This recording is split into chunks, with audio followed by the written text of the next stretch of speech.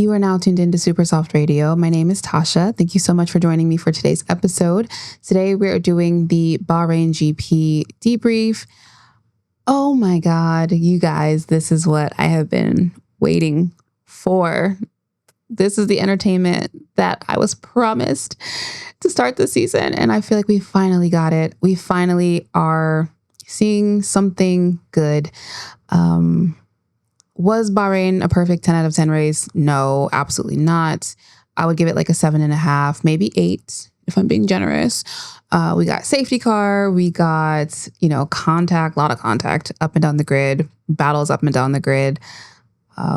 We are seeing points scored for the first time for Alpine, for Yuki at Red Bull. It was a successful hate watch for me, actually, for a few people. And, other than that, it was not bad, to be quite honest. But it was the fact that the same person who got pole won the race once again. So, for that reason, no battle really like up front happened. Yeah, I think a solid like 7.5 would be really nice to give it. It was a, beautiful race, night race, our first one for the season as well. All the sparks everywhere was just like stunning. Chef's kiss. The cars look so much nicer under the lights, I have to say. But yeah, overall, I think the other thing I loved was the differences, like the offset tire strategies. And this kind of, is what I was talking about last week for Japan, where we only had one stop. And, Suzuka is a track that's a bit harder to overtake just in general. And what would it be like if F1 mandated in the future races like that were 2 stops, minimum? And I think Bahrain really gave us the answer. I feel like F1, at least in this regulation period, is better when there's more pit stops and when people are on different tire compounds, like when there's not just like one correct strategy for the race. People are just kind of like choosing their own adventure. I think we get a much better race, more unpredictable. Obviously, it makes it harder for some teams to stay fully on top of their strategy, but it's just the way things shake out. So I would prefer unpredictability every single time. And I definitely feel like more pit stops, the better. I don't know, obviously, if F1 should mandate for every race. Not every race, obviously. Naturally, like races like Bahrain are going to, usually more stops are the fastest strategy to do anyway, just because of the amount of abrasion from the track itself. So yeah, I feel like, naturally we're going to have races that have multiple pit stops, but for the ones where we, maybe get one stop, well, not maybe, we get one stop, it would be nice to see some different strategies come into play. So yeah, I just, that aspect, I was like, this is a breath of fresh air. We need this because not all the cars are able to overtake on track. So how can strategy play a part in that? So I feel like you really got that with Bahrain. And yeah, for that reason, I'm going to give her flowers. It was definitely much needed, very refreshing, especially after Japan. And that was a boring ass race. So today, let's go like team by team, right? I am going to start with Ferrari. And more specifically, I'm going to start with Lewis, because I feel like there was so much going on this weekend in terms of like emotions. It was very up and down. Quali was not the best, and a lot of people were disappointed, including Lewis. I know we all were thinking, he was capable of getting a bit higher of a result for Quali. At some point, I think it was Q2. He was P2. So it seemed like there was some potential in the car, but there was a lot of like, track evolution and stuff. So, you know what I mean? Like, just because you get P2 in one session doesn't mean that you're going to keep that. So, but it did seem like there was like a bit more potential in the car this weekend, certainly than weekends prior. So I think there was a mistake that Lewis made on his final run, but it is what it is. Like, I just feel like I'm not running every time Lewis has a disappointing quali to call that man washed like some of y'all are. And I just feel like I feel like we're losing the plot a little bit when it comes to Lewis, because I know the bar is high for him. I know the expectations for him are high, but the amount of grace that other drivers get, especially drivers in a similar situation, switching teams after being at a team for a minute, right? Even though Lewis has been at his team, last team, the longest, but still, if you've been with a team for a few years and you switch, there is like this learning period that you go through. And for other drivers that have gone through that, everybody's like, oh, it's going to take some time. Don't worry. They're learning. They're getting used to it. And when it's Lewis, it's like, bro, why haven't you been on pole every race? Why haven't you won every race? Like, that's not realistic. That's not realistic. And especially for a sport where the community loves to tell people to be realistic, to look at the facts, to look at the data. Y'all are, I fear, not doing that. He's said multiple times, Fred has said on multiple occasions as well, he has to learn the car. He has to unlearn over a decade of habits and what he's comfortable with from Mercedes to get used to the Ferrari. So I feel like being up and down every weekend from Saturday to Sunday, it's just like a different emotion. I think we're doing too much. We're doing too much. Now I get why Lewis might be emotional. He's the one actually having to experience it. But everybody else, it's just weird. It's giving weird energy. 4 races in, and people are already writing him off, writing the season off, writing this team off. Like, it's just insane to me. Like, if, for example, we know like a car in F1, the development, each time a team brings an upgrade, there's only so many like tenths that an upgrade might help a car bring to a race before we got to wait till the next race or the next update. And then we get a few more tenths maybe. And it's like, if we understand that cars incrementally have to get better over a long period of time, why are we not doing that when it comes to drivers? And especially when it comes to a driver like Lewis, who I feel like is one of the most statistically consistent drivers on the grid. Like, if you're going to give anybody grace, it would be him, right? Like, he's at least somebody with the resume to prove that, like, yeah, once I have my shit together, I can produce results consistently. And so I feel like we're getting a little bit like a taste of success, right? Like when we see the pole and the sprint win, stuff like that makes us really excited, really fast, because we're like, oh, he's getting it. But then like maybe the next session, it's like, oh, we're back to, being kind of the best of the rest. And I'm like, that's kind of what I mean when I say like, we're just being too up and down, because everybody called him washed on Saturday when he ended up P9. But then on Sunday, it's like, oh, what a great drive. And if only we could get Quali under control. It's like, bro, of course. Why didn't he think of that? Just get Quali under control. Like, it's just shit like that where I'm like, what are we doing? What are we doing? And then it's like, I just also feel like at large, the community sucks when it comes to Lewis. Like, just straight up, just sucks. He gets driver of the day, which is voted on by the fans, first and foremost.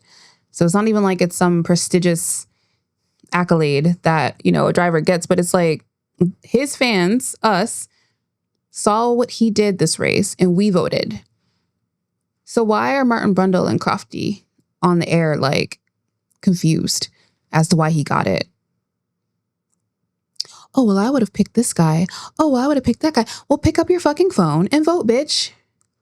Don't boo, vote. That's how I feel. A lot of y'all are really forgetting what driver of the day is for. The fans who observed the race and watched the race was entertained by Lewis. So we picked him. If you want Ollie Behrman fans need to rise up. If you want Russell fans, lock in. Don't be mad at Lewis's fans. And honestly, this is the first driver of the day where like it was purely based off of performance. Yuki got it for being his home race. Kimi Antonelli got it, and everybody laughed it off like, oh, I wonder why he got it. But no one was like writing think pieces. But y'all can't make up your minds. You're complaining on Sunday that he underperformed, And then he did a great performance for the race. And we're like, I don't understand why people think he did a good job. Because he did a good job, bitch. That's what happened. Like, again, stop letting your personal feelings about Lewis. I don't know what he did to Crofty or Brundle. I don't know what he did to them. But they hate to see him progress. They love it when he underperforms. First one's in front of a camera or on a microphone. Oh, maybe his age is getting to him. You know, it's just his careers. It seems like this is that point of his career. But when he does something good, it's like, oh, confusion. Don't be confused. Don't be confused. He's doing a good job. He's doing as best as he can. And I do think he knows and understands. And just like me as a fan, like I understand he has more potential.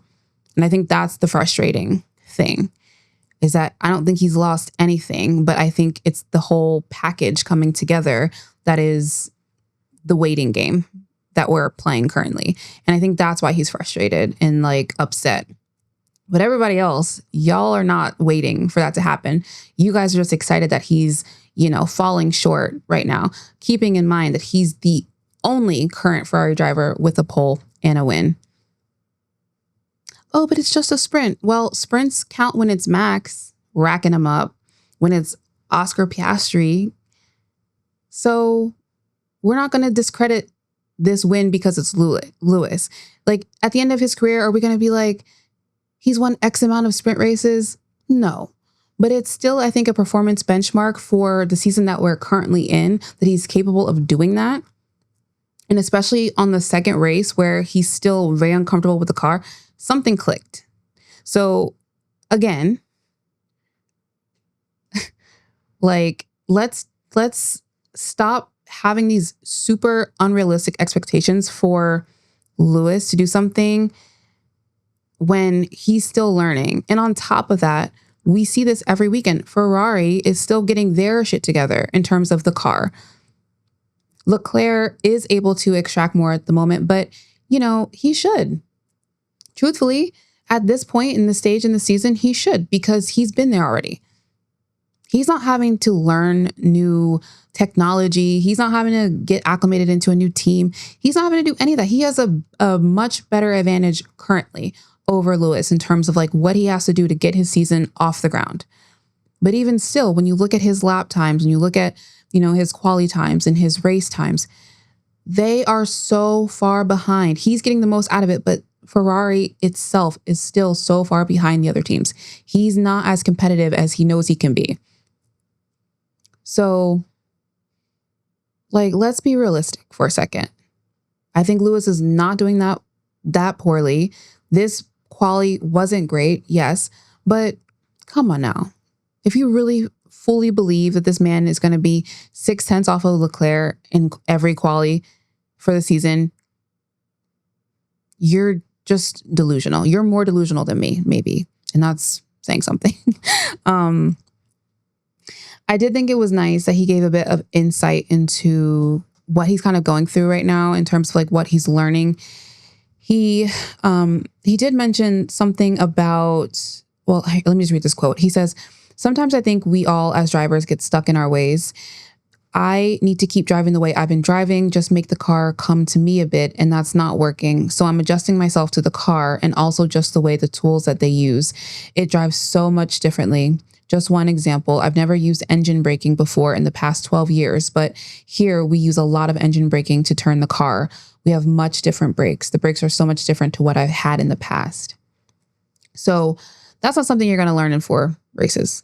I'm not a driver or an engineer, but this sounds like something that like you're just not going to unlearn and learn something new like this in 4 races.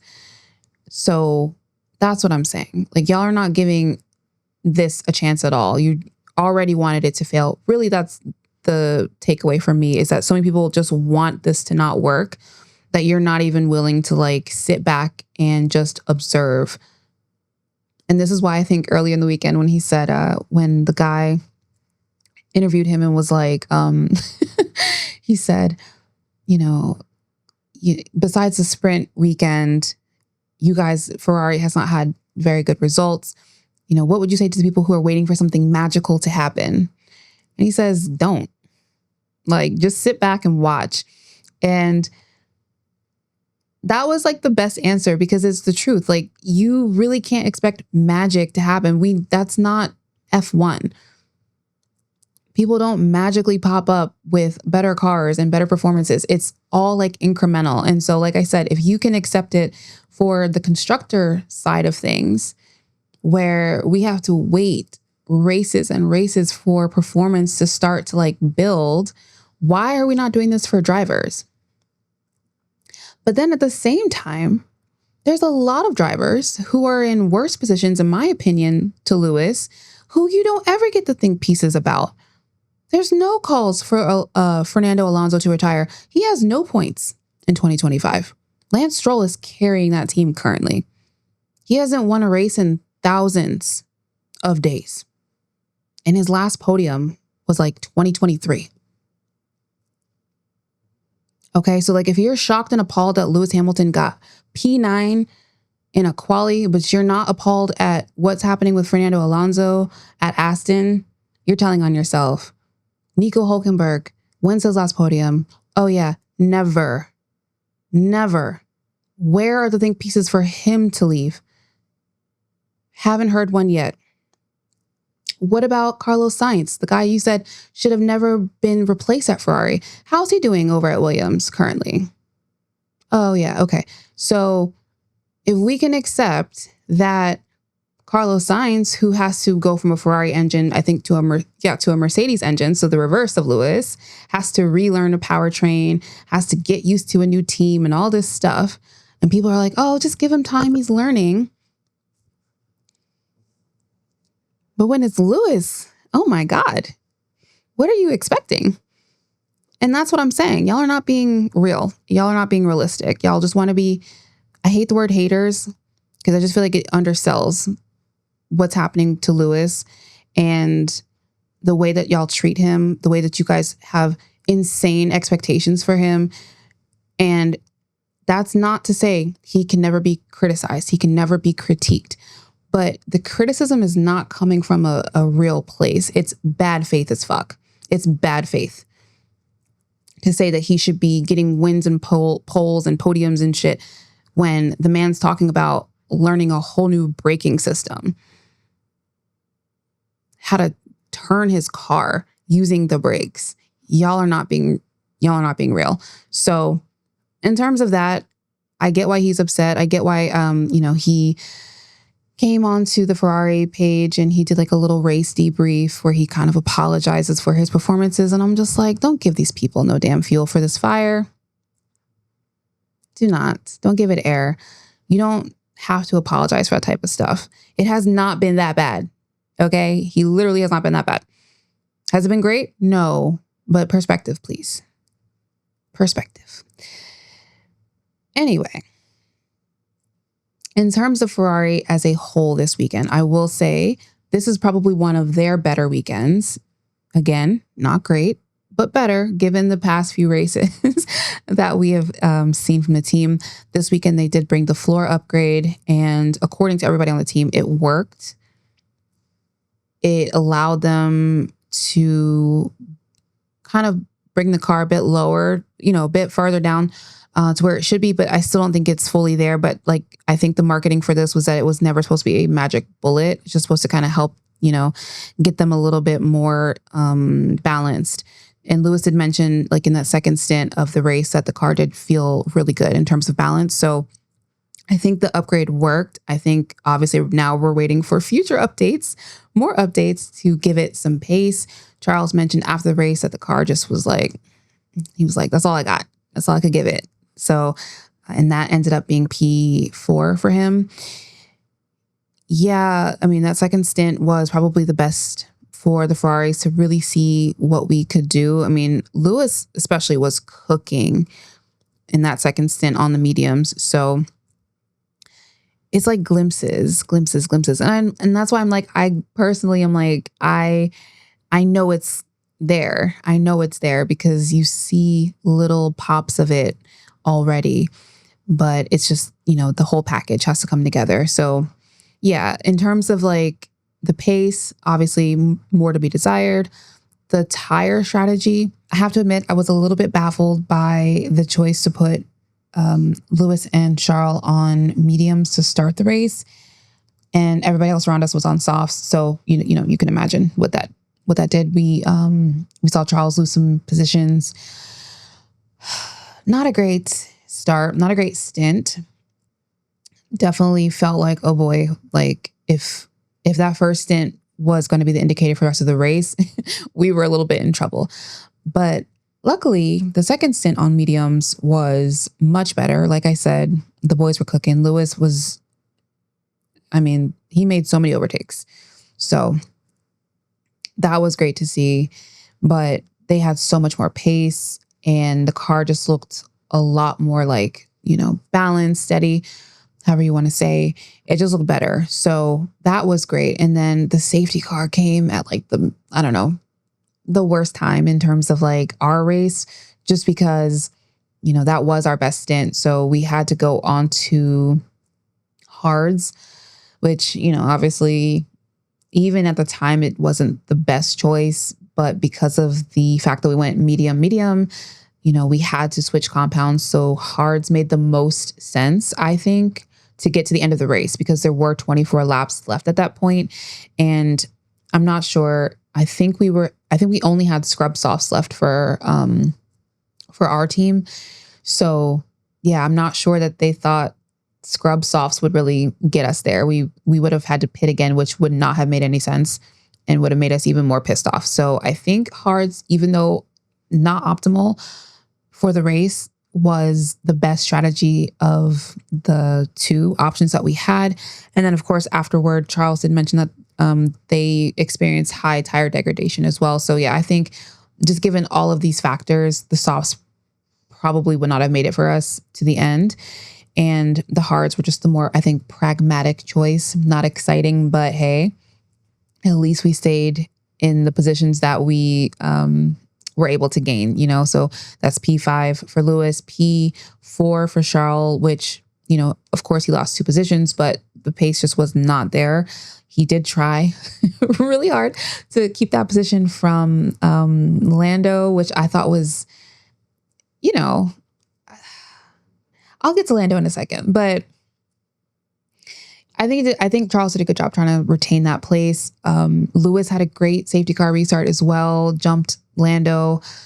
Lando overtook Lewis, but then ended up having to give the place back because he overtook off track. And then, eventually he was able to get around Lewis. He did it pretty quickly, but for some reason, Leclerc was a lot harder for him to get around, which helped out George Russell as well, because, Lando wasn't able to kind of like storm up behind him and take that second place podium. So yeah, that part of the race was really interesting to me, because even though we were on the worst tires, we still had little, like I said, glimpses, pops of competitiveness. And I'm just like, once this car has something more to give, it's over for you hoes. I'm holding on. I'm holding faith. So yeah, for Ferrari, to me, conservative, but within reason, it made sense. And I think this was probably, to be quite honest, the most realistic result that we would have gotten as it is. Even the P5 for Lewis felt, like it might have been a stretch. Like I was thinking maybe like P6, P7, just because we had other cars ahead of us that I thought maybe might have, retained those positions. So yeah, I think P5 was actually a really good result. And like I said, surely the best full race of the calendar so far for us. And we really didn't do much wrong. Just other teams got it more right. So I think that's kind of how I will leave Ferrari. And then I'll move on to McLaren. And specifically, I want to shout out Oscar Piastri, my son Oscar. He is now 2 for 2 pole to win conversions, which is really impressive.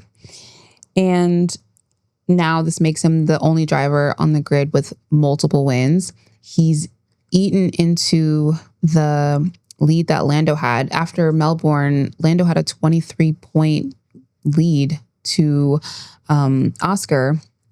Now it's only 3 points. So he cooked. He really did. This was like, I think, a really great weekend for him. He was very competitive in quali.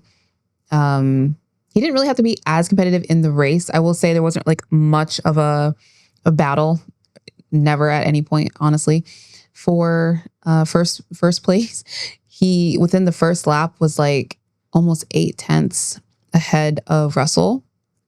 And then to finish the race, he was 16 seconds ahead of Russell. So yeah, there was never a point where he was like under threat. He looked so composed and very confident and very sure of himself, and he just got the job done. So this is McLaren's, what they call it, their second home race, because they have a lot of investors or shareholders from Bahrain. So, this was for him and for McLaren, this was definitely a much better race than last weekend.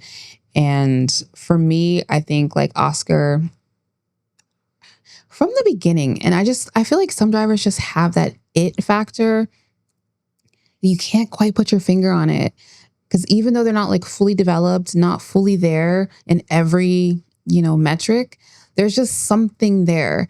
And Oscar has had it for me since we first met him, or since I first met him, which is at McLaren in his first season. And it's just like, I feel like it's all starting to come together. The master plan, I see it coming into fruition. He has the right mental headspace for what's ahead in terms of like a battle. He's not flustered. He's behind. He's like, whatever. And he's just been working each weekend to build that, points up for himself. So yeah, we're getting now to the point where, we might see Oscar surpass Lando. We're going to Jeddah next week, which is a track that I think Lando's less comfortable at than Oscar. So, again, we might have that potential to see Oscar come out of that weekend the WDC lead. So that to me is just really exciting, because this has been something I've been saying for a couple of seasons now. I'm like, this is the WDC material that you guys are talking about. You say it about everybody. But everybody doesn't have it. And some of these guys have been on this grid for so long, and they still have not done anything close, right? Lando has been here for so long. Charles has been here for so long. Russell has been here for so long. And yes, they all have their little, moments, and they all have things that they're good at, but they have yet to really, make me believe that they're going to be the next WDC, at least off of pure like pace, talent, whatever you want to call it, like tenacity. You know what I'm saying? Like, I think circumstantially it could happen for anybody, right? Like if your other opponents just don't do as good of a job, then yeah, I think anybody can, take it. But I see Oscar as somebody who I feel like would do really well under pressure. I do think this season's going to be a lot closer than what it looks like right now. At a certain point, we're going to see a lot more people be in the mix. So I feel like he can handle that type of pressure a lot better. Like something closer, a closer competition would probably suit him really well. Lando, on the other hand, and I'm not going to be long-winded about this. I'm going to keep it brief for him, because I said about everything I needed to say last weekend in terms of where I feel like Lando is at in this type of scenario. If we're 4 races in and this is where you're at mentally, you're going to have to pack it up. You might have to pack it up. Yes, long season ahead, but he's just so up and down with himself. And I just don't see how it's helpful, talking about feeding into like narratives. And it's like, I feel like he feeds so much into this whole, not mentally strong thing that's happening for him. I wouldn't tell these people shit.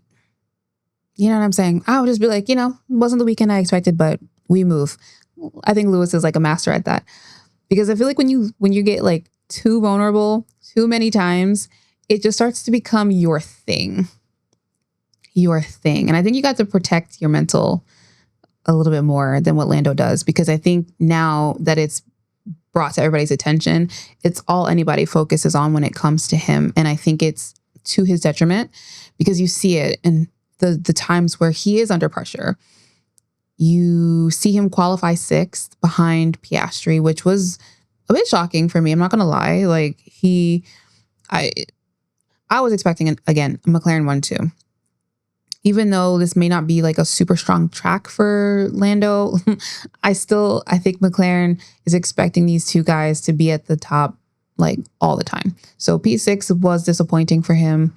And, even coming into the race, he's like, well, I guess I'll go for 2nd place.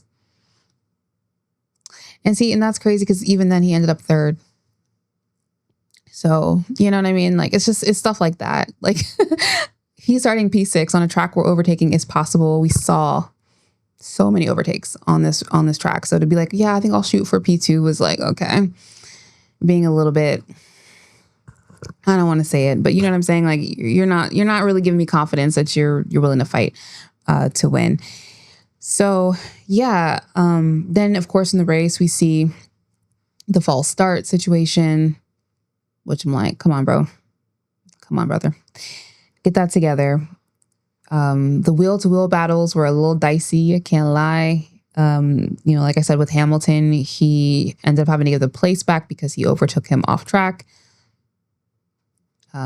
Leclerc, there was like a big lockup behind Leclerc, and then they were kind of tussling a little bit at some points, but like it just felt like Leclerc was like swatting away a fly, like, just, you know what I mean? Like he didn't have the tire advantage, but he had the racecraft advantage. So you saw way too many laps of him struggling behind Leclerc. And then of course, when he's finally through, he only has, a couple laps to try to get Russell, and he just can't do it. And mind you, Russell's car is like falling apart.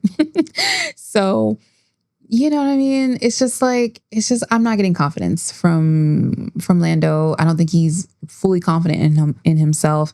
And I think it shows. And I think the more that Oscar eats into this lead that he has, he's starting to like look over his shoulder a little bit, because now not only do you have other drivers on other teams to worry about, you now have Oscar Piastri, who is like the Terminator in terms of demeanor, very like, clinical, very focused. Nothing's gonna like shake him or deter him. And I feel like he's such a hard competitor to fight against, because he's so calm. He's so calm. Like, I don't know, you guys watch other sports maybe, but like I watch a lot of tennis, or I used to watch a lot of tennis, and some tournaments, a person will come in and they'll be so relaxed and they take it all. They win it all. This Australian Open actually is a great example of that with Madison Keys.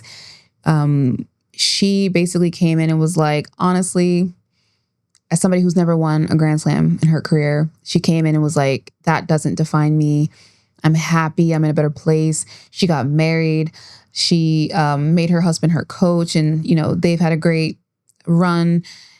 And she just was so relaxed, so calm and collected, and relaxed her ass all the way to the finals and won it. And I see people like Oscar Piastri, and I see people like Madison Keys, who, sometimes all you need is just, I believe in myself, but at the end of the day, like, it's not going to make or break my career, right? Like, it's not going to be, at least not at this stage. I'm still able to continue competing. So I think it's like stuff like that, where it's like you can find some place in your mind where you're like, yes, I'm still competitive. Yes, I still want it. But like, I don't have to feel this pressure that everybody else is putting on me. Just because y'all want me to feel this way doesn't mean I actually have to internalize it and feel that. And I feel like they end up winning.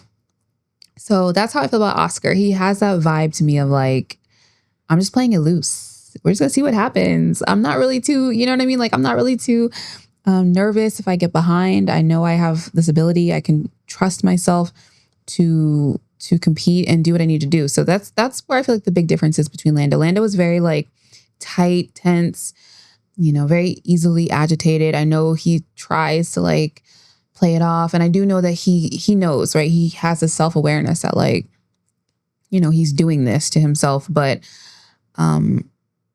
yeah, I just think it's really, really hard for him to shake because I don't think naturally he's that type of person. I think he's very concerned and very worried, and he's the front runner. So, he has to look over his shoulder at everybody coming for his spot. Whereas like Oscar, not in the lead, breathing down his neck, but not in the lead. So he's chasing. And I think, Lewis has talked about this before in the past as well, where he's like, I like being the person chasing over being the person being chased, because it's just more stressful. So yeah, I think the stress is starting to get to Lando. This weekend was just not good for him. No matter how McLaren wants to spin it, he, should have done much better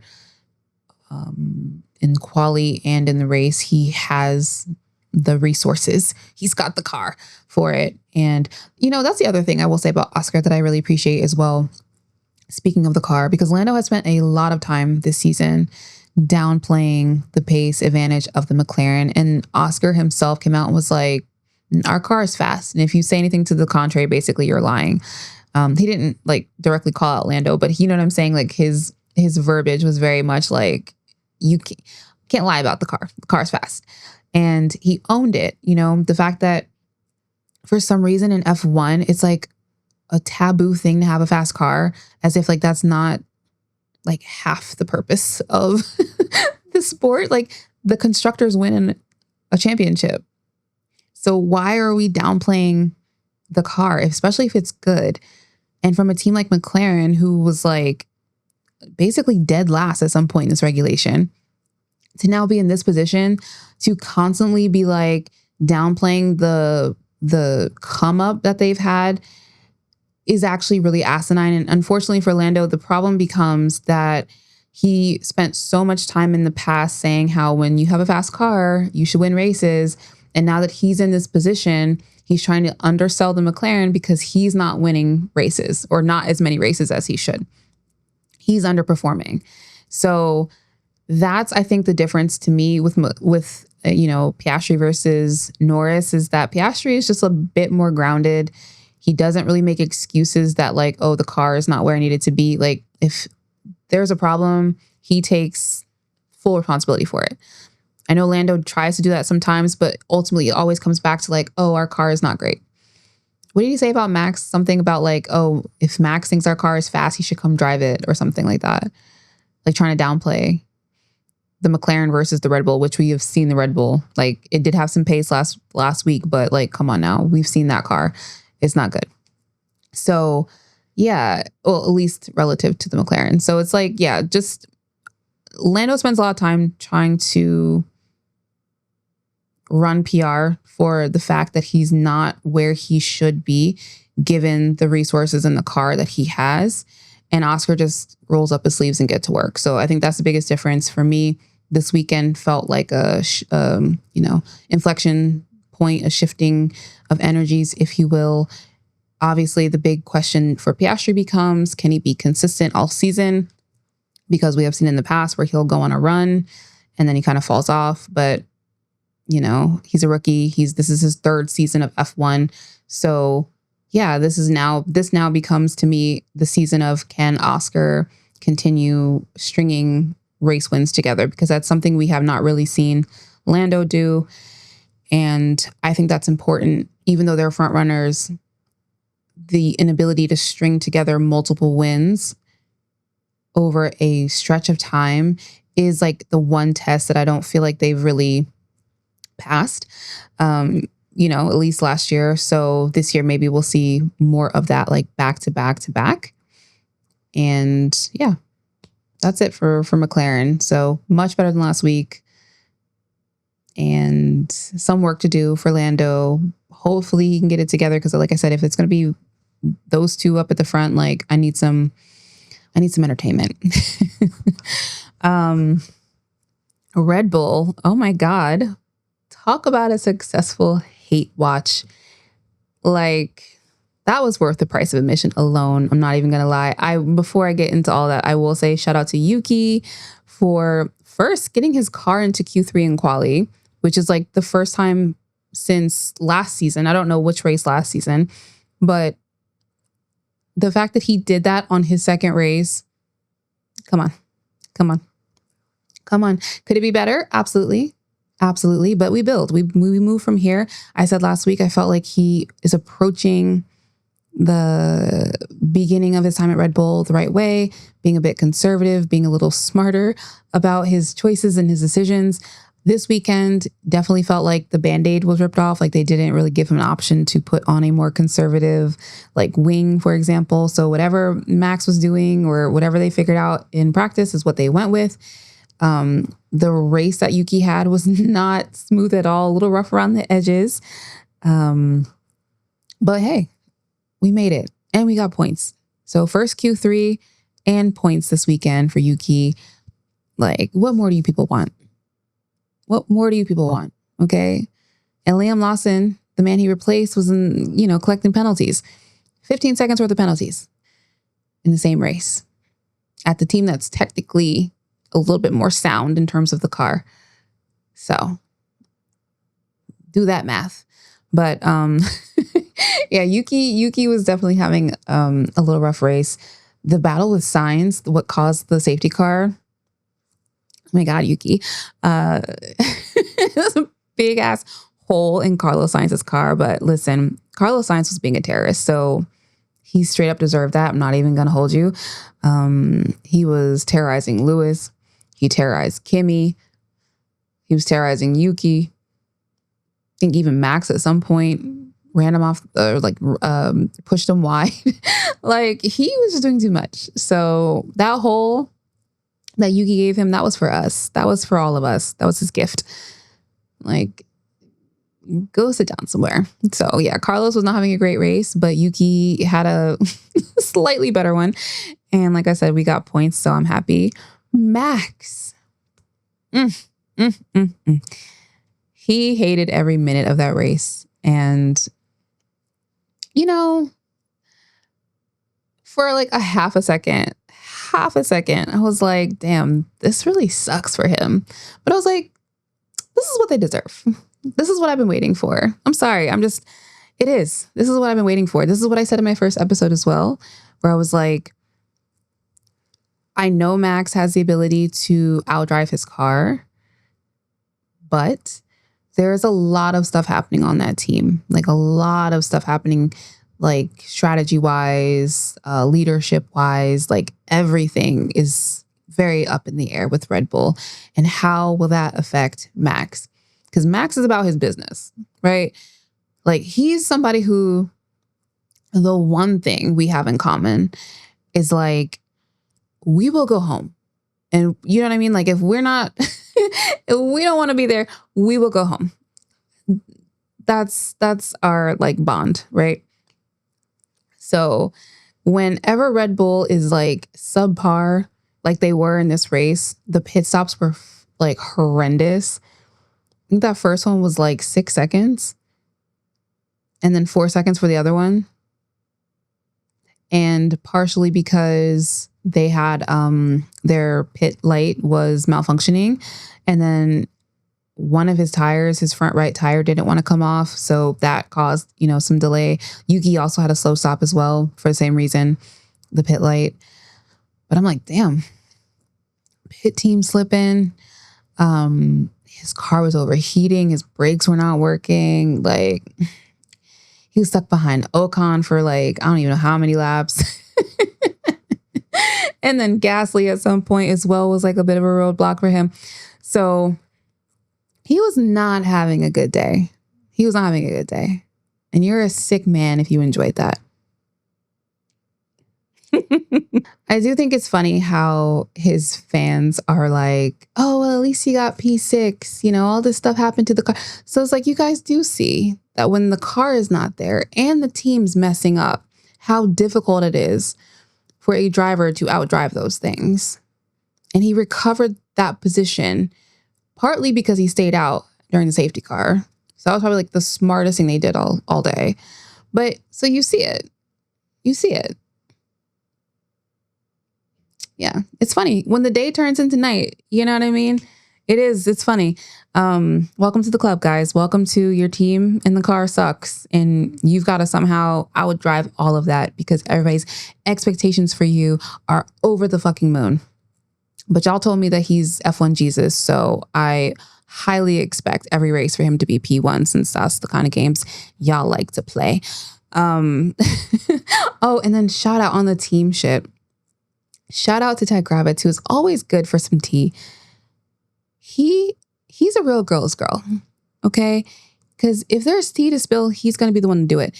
He was doing his Ted's Notebook episode after the race and was basically saying that he saw Max's manager yelling at Helmut Marko after that race. And I just want to know from you guys, how long do you guys think that we have for Max to stay at Red Bull? I just don't see him finishing this contract out. They have him, I think, until 2028, but I don't see it. This car is not good. I'm probably gonna guess that the engine is probably not where like other teams' engines are.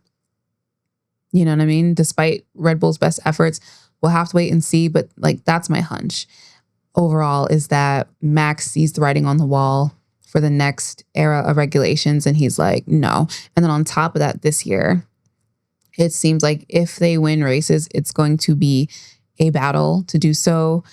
And I mean, you know, I'm looking forward to that. But that's kind of feels like the catalyst to get him out of there, is that the team is fully underperforming.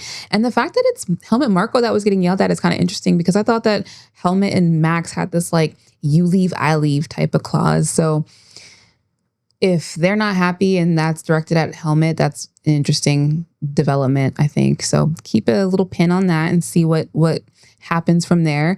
But yeah, I don't expect Max to stay at all at Red Bull at this point. They definitely do look like they have fully fallen from grace. And listen, it couldn't happen to a nicer, better team. So it is what it is. Mercedes. Well, okay. One thing is, it is interesting that suddenly now the car is drivable in multiple conditions. Does it stay fully functional? That's to be seen. George did, I think, a decent job of keeping that car like on track, given all the like electrical issues he was having, the brake issues he was having at the end. He still retained P2. He has been on, I don't know, he's been on like a good little run to start the season. So, I mean, honestly, like I said, he's somebody who you can pretty much expect he's going to be there. A nuclear bomb hits, it's going to be the roaches that stick around and George Russell getting a podium. Like, that's the guarantee. So I'm not surprised about that, but I think I'm more surprised at like the car, now that we are in like a more hot stretch of races. It's not fully amazing, but it definitely looks more drivable. So I do think that's an interesting turn of events, given the past few seasons we weren't able to put together any type of car, even in this realm. But I also do feel like, just logically speaking, like there's no way that Kimi would be able to drive, like, you know what I mean, the W15 rebooted. Like, I do think that it makes sense that they found some way to stabilize this car so that Kimi could drive it. But yeah, I will say right now it's looking like it's a much nicer car to deal with in terms of drivability. And then, like I said, there's still some Mercedes-ing in there, because like, what do you mean your transponder stopped working? And then it threw off all the timing tables. Like, there was no timing table for like multiple laps, which has also happened many times, like a few times this season. I feel like the graphics just, I don't know. I feel like I'm asking for a lot to see the times, but whatever. So yeah, it threw off the timing table, but also it threw off everybody else. So like at a certain point when Lando was behind George, he did not know when to like deploy his DRS. Like, his team was telling Norris basically like, be very sure that you are 1 second behind Russell, because some of the problem was that people were deploying their DRS when they were technically out of DRS range. But Yeah. Car was falling off the bone at a certain point. They definitely still also had high tire deg. And again, I still feel like the pace is not really that good, but it's just that like other team, Red Bull falling apart, Ferrari not doing great. So I think he's there to capitalize on that, but I don't think that car pace wise is competitive with like the McLaren, for example. So there is that, but I do think Russell at least did a good job. Kimi, oh my God, Kimi cracks me up. So watching his onboards, I just like watch him like throw that Mercedes like through the turn, through the corner, like a stylistic thing. I'm not sure that the car is hard to drive for him, but I feel like stylistically, he's just really aggressive and really rough. So it'll be interesting to see when he finally like gets a bit more, I don't know, like smooth with his racecraft. But yeah, I feel like every race you go on his onboard and you see him almost eating it or like almost hitting somebody, like guaranteed. And this race was no different. But the thing ultimately that like led to him being out of the points was Mercedes putting on softs for him just before the safety car with way too many laps to go because he was already eating through his other like tires. So I'm not really sure how they expected him to get through the rest of the race on soft tires. I'm not really sure what they were thinking with that, but yeah, that weird pit stop and the safety car just kind of like, ruined the rest of his race. But other than that, I mean, I feel like he was doing all right. I think he's been doing a better job this season to start with, especially like it doesn't seem like he's having so much like issues, I guess, with the car. Like it's, I think, more just a driving style thing. But that's, something that he'll work on over a long period of time. So, that is what it is at the moment. But yeah, it seems like right now he's doing at least all right. So yeah, Mercedes, again, to me still feels like the team with like the biggest question mark. Like, where are they really? Because every team in the top four besides McLaren is just like off to a weird start. Mercedes is having the most consistent start, but they don't seem, again, like they're going to really be competing for race wins on pace. So either they're going to have like a really good strategy that, helps them jump McLaren, or, something happens at the front and then George is right there to like pick up the pieces. Like that's what feels like will happen, but because that's kind of what's been happening, especially in the prior 2 seasons. So yeah, I don't know, keep an eye on them, I guess. But mainly I think, credit to them for being a bit consistent, more consistent than they have been, which, like I said, I find interesting that suddenly we know that word over at the Brackley team. What else happened in this race? Oh, shout out to Ollie, who had an incredible race. P20 to P10. Like, my man was cooking. Esteban Ocon, who also had a great race after his crash in Quali. They both were able to secure points for Haas. Haas is cooking. Haas and Williams are my 2 teams that I always say, I'm watching out for them to see how they do.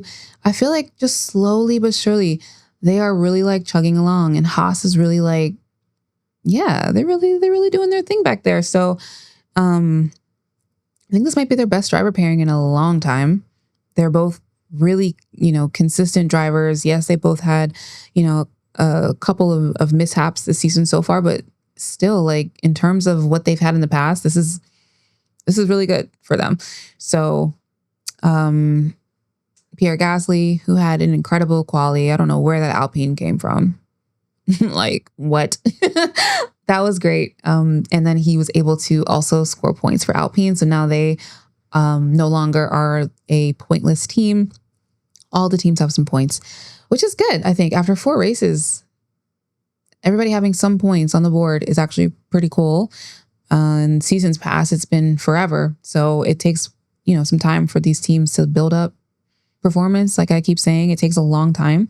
And so it's nice that we're starting to see the back start to take shape. And Alex, he had like a little bit of a rough race. This is his first race that he did not score points in. And then, of course, he had Sainz with the retirement because Yuki put a big ass hole in his car. So I saw a post that was like, am I supposed to be able to see into the car like that? Like that, it was a big asshole. So, but hey, That's what you get. You were driving crazy all race.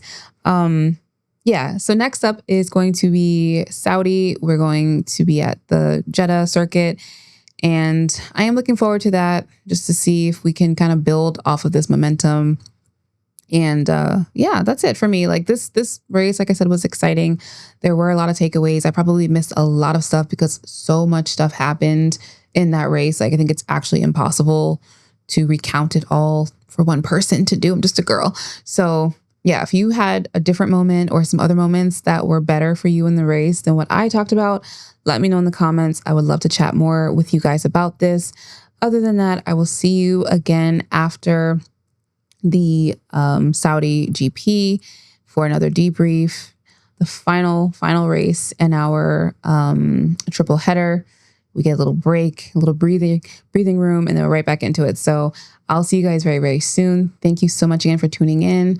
And I'm signing out. Have a good night.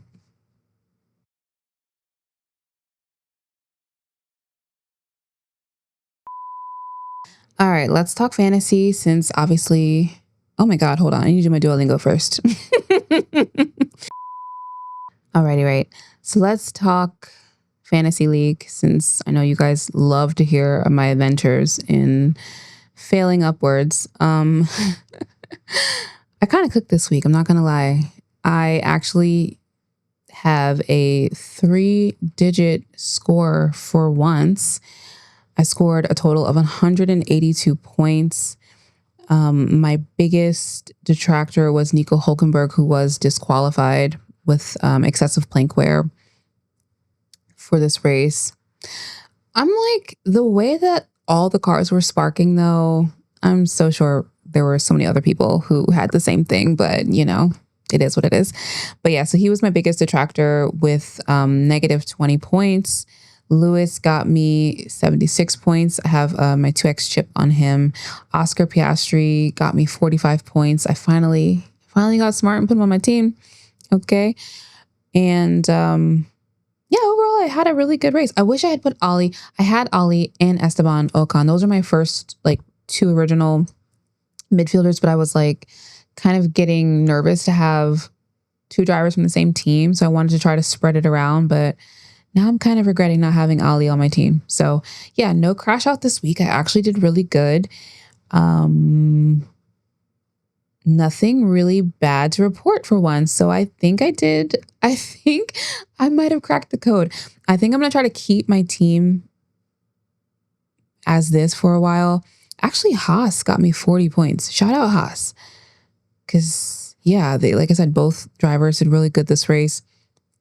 So we hauled a lot of points for them. Williams, not as many points as I should have gotten because Sainz had to, you know, retire. But, and then of course, you know, Alex did not score any points. So just 13 points from them. So I don't know, I might play around with like constructors, like swapping them in and out. But I think for drivers, I think I have a good like mix of midfield and, you know, top team drivers. Pierre, I'll kind of keep an eye on him. Nico, I definitely will probably take out, to be quiet. See, now that I'm like saying this, I feel like I have a list of stuff that I'm going to like remove out of my team. So I don't know. I might keep it like this, at least for this triple header, like just leave it and see where I go from there. I did not use any of my chips up for once, so that's good. So yeah, I'm not doing too bad. The second team of Vasseur Stan account did better as usual. Let me see. What did we do on that team that was different?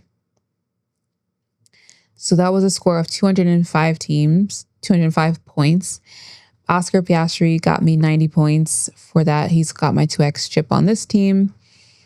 I have Stroll, Leclerc, Ocon, Albon as my drivers. So I just scored a bit more points on this team. I feel like, yeah, no real negative. So if I wouldn't have had that negative from Nico, that DQ from Nico, I probably would have had over 200 points, which is, you know, nice to think about. I'm going in the right direction. We're heading in the right direction, and that's really all that matters. So yeah, I'm not mad at this week. I'm sorry there's no crash out. I know you were hoping for one, but I actually did really good this time. And hopefully we can build on that, and just come back stronger next weekend. I want to bring some upgrades to my team. Hey, curls. The curls came out. That was, listen, talk about a win. Talk about a win. Lewis Hamilton had the curls flowing this weekend. So that was a win for the girls. Okay, that was for us. Nothing else had to happen this weekend, to be quite honest. That beautiful head of hair was enough for me and for so many of us. So thank you, Lewis, for coming with your beautiful head of hydrated, luscious curls. They look great and healthy and thick. Looks really good. So, and then there was like a bunch of fuckery with the FIA this weekend that I don't have it in me to get into it. Maybe we'll do it like after Saudi and just talk a little bit, because what is going on there? What's going on? And then of course, all the like penalties and stuff from this weekend, I think were affected by the fact that people are getting fired and laid off and leaving at the FIA. Like maybe if people were still there to do their jobs, we wouldn't be having this many issues. You know what I'm saying? We wouldn't be having people sliding through Quali that were supposed to be disqualified for track limits. Maybe somebody would have caught that. I don't know. So yeah, we'll have to get into that another time though, because I don't have it in me today. But girl. Oh my God. Shout out to my good sis Rashi at Amazing Lou, who got to go to the Bahrain GP as one of Lewis Hamilton's guests. And oh my God, her stories have like been giving me life. Christopher's been showing me all her updates from the weekend. And I'm just like, not only did you get to talk to Lewis, he knows your account. And they were joking around about identifying these pants that he was wearing, because, she archives all of his outfits. I don't know. But like, I'm just like, that is so exciting. Rashi is so amazing at what she does.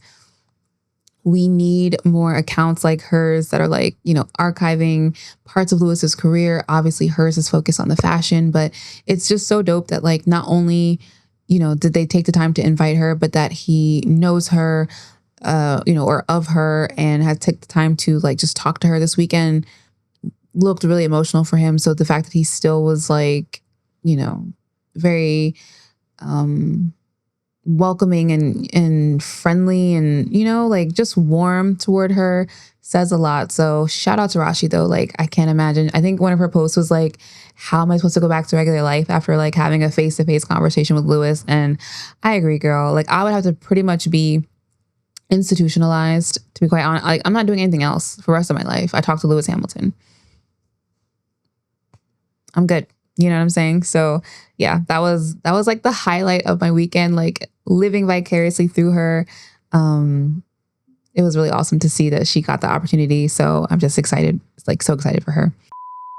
Shout out to Leclerc for fueling all of the fanfic writers with his added details to the ongoing chess saga that he and Lewis are having. He at the fan event was talking about how he and Lewis were playing chess in bed, and he like corrects himself and he's like, not the same bed. Which I'm like, I feel like most people would have just known that, but the fact that you felt the need to clarify, I'm like, that's interesting. Kidding. But yeah, I just thought Charles's like storytelling is so funny, because I'm like, bro, you did not need to specify that. But no one was thinking of that. But now I am. Now I'm pondering some things. Now, why did Ben come out of nowhere? Like, where my hug at? If you don't get your ass on somewhere, like, he's always trying to give these guys a hug and they want nothing to do with him. And so I'm glad that once again, we're seeing a moment where Ben thought it was all good and Lewis just like barely acknowledges him and keeps it pushing. That had me cracking up. Like, please put them damn arms down, sir. No one's trying to hug you out here in these streets. Go home. We don't like you. We don't fuck with you. And if you wonder if I hate you, I do. What else, darlings? I think that's it. I think I've had enough talking. I don't think I can say another thing. My jaw literally feels like it's going to fall out of my face. And we're done. I did like that Lewis kind of felt much more positive after the race than before the race. Before the race, he was in his emo shit. Like on the on the bus when they do the interviews, after his interview, he just kind of like stood in one corner by himself with the wind blowing in his curls. And he was just like, you could just tell he was like collecting himself and getting in the moment, getting in the zone for the race, which paid off because, like I said, he did a good job of recovering some positions and getting that P5 that he kind of projected for himself. So yeah, I think overall, you know, the weekend didn't start the way that he envisioned or like that a lot of people envisioned. So if you enjoyed that episode, please be sure to give it a like and give me a comment if you found anything from the race that I missed that you want to talk about. Once again, I just think there's so much went on that it's like impossible for me to talk about it all. But I would love to hear some of your highlights or lowlights from the Bahrain GP. Please also be sure to subscribe if you have not yet already. And like I said, I will see you guys next week. And finally, our podcast is on Spotify. I'm working on getting it on Apple, but for everybody who wanted to just listen, you now can just listen. So I hope you enjoy these episodes. Thank you again for tuning in. Thank you so much for all of your support. I will see you guys in the next video.